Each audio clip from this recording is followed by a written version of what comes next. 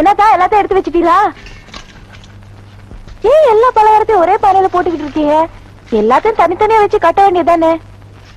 மறு வீட்டு பலகாரத்தை இப்படித்தான் வைக்கணும்னு ஒரு முறை இருக்குமா? இதுக்கு கூட முறை இருக்கு? புருஷ வீட்டுக்கு வாழ போற பொண்ணு எதை பேசினாலும் பொருள் விளங்க பேசணுங்கிறதுக்காகத்தான் முதல்ல பொருள் விளங்காய வைக்கிறோம்.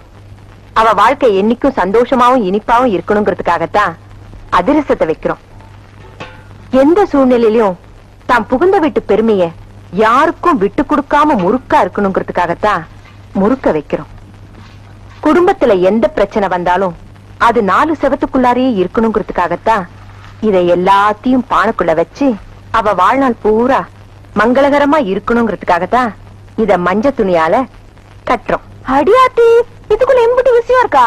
நான் என்னமோ வாய்க்கு ருசியா பொண்ணு மாப்பிள்ள வயிறு மூட்டை திங்கிறதுக்கு தான் யாருக்கும் தெரியாம பானைக்குள்ள ஒளிச்சு வச்சு குடுக்கறீங்களாக்கும் நினைச்சேன்.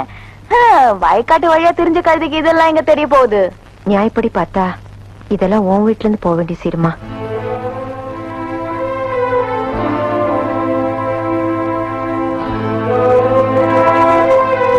தெரிஞ்சாலும் காத்துல கரைஞ்சாலும் கற்பூரம் கற்பூரம் தான். உனக்கு நான் என்ன கைமாறு செய்யறதுன்னு தெரியலம்மா. ஏன் நீங்க எப்படி கற்பூரம் காத்துன்னு பிரிச்சு பேசுறீங்க? உங்களுக்கு ஆம்பளை புள்ள இல்லாத குறை தீர்த்து வைக்கணுங்கிறதுக்காக நான் என் தங்கச்சிக்கு சீர் கொண்டு போறேன். கண்டதை போட்டு மனசு குழப்பிக்காம சீரை தூக்கி கொடுங்க.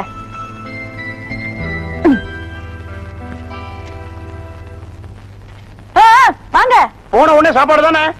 ஆமா. Very good very good. என்னம்மா சீரா? ஆமா, என் மாமனுக்கு சீர் தான் கொண்டு போறேன். பாட்டியாடி இந்த கூத்த மாமனை கட்டிக்கு வந்தவள மறு வீட்டு பலகாரம் சுமக்க வச்சுட்டாங்க. வெள்ளம் திங்கிறது ஒருத்தி, விரல சூப்பறது இன்னொருத்திங்கிற கதையெல்லாம் இருக்கு. ரோசா பூவோட மல்லிகைப்பூவும் கிடைச்சா மோந்து பார்க்காம சும்மாவா இருப்பான்?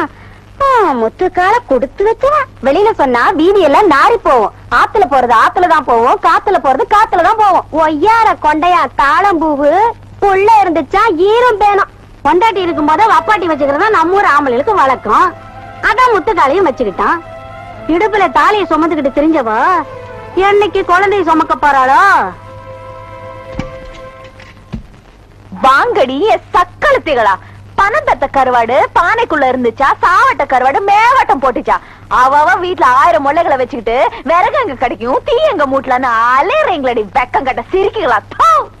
புருஷனுக்கு சோத்த போட்டுட்டு கொல்லப்புறம் போய் கள்ள புருஷனோட கடந்தவளக புல்ல இருக்க போறேன்னு சொல்லிவிட்டு காவக்காரன் கூட ஓடையில மல்லு கட்டி கடந்தவளெல்லாம் பேச வந்துட்டால. பேச பெருசா.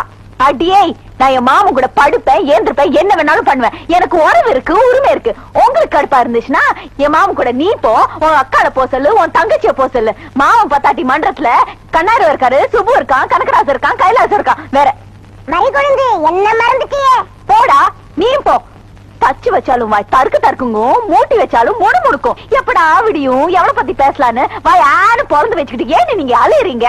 அடியே, எவளாச்சும் நாக்கு மேல பல்ல போட்டு என் மாமனை பத்தியோ என்ன பத்தியோ பேசுனீங்க, இழுத்து பிடிச்சு அறுத்து விடுவார்த்த. ஆமா தட்டுவாணி. சபாஸ் மாதிரி குழந்தை பரணி பாடிட்ட. இனிமேல் நம்ம ஊர் பொம்பளைங்க புரணி பேச மாட்டாளுங்க. For more updates, like, comment, subscribe to our channel.